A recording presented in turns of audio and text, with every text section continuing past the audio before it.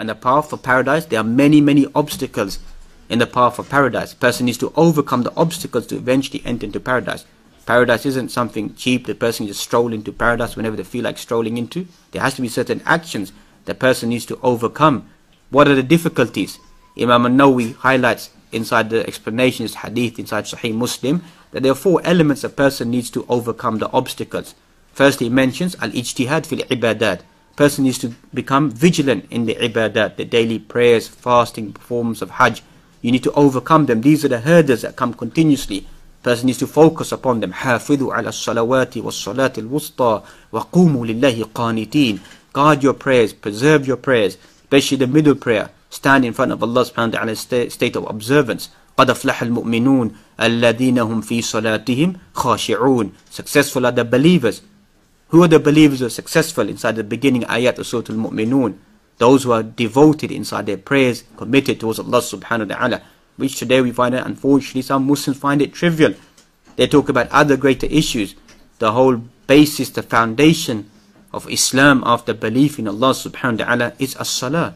Al-ahdu alladhi baynana wa baynahum as-salah. فَمَنْ تَرَكَهَا فَقَدْ كَفَرْ. The covenant between us and them is the prayer.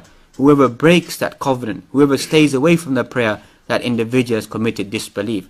The second obstacle that we find that Imam Nawawi mentioned centuries ago is qadhmul ghayz, to be able to swallow your anger. So some of us may be good Muslims, we pray punctually, we observe the 5 daily prayers, but some of these characteristics are missing from us.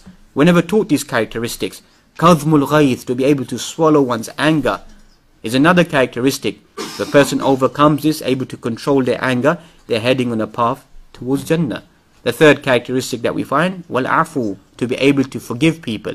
Because some people can swallow their anger, but they're unable to forgive. And as the Quran mentions, the sifat of the muttaqun who will inherit paradise. They are those individuals, الَّذِينَ يُنْفِقُونَ فِي السَّرَّاءِ وَالضَّرَّاءِ, those who spend their wealth in good times and difficult times. وَالْكَاظِمِينَ الْغَيْظِ, those who swallow their anger. وَالْعَافِينَ عَنِ النَّاسِ وَاللَّهُ يُحِبُّ الْمُحْسِنِينَ. These characteristics, many of us have forgotten these characteristics as Muslims.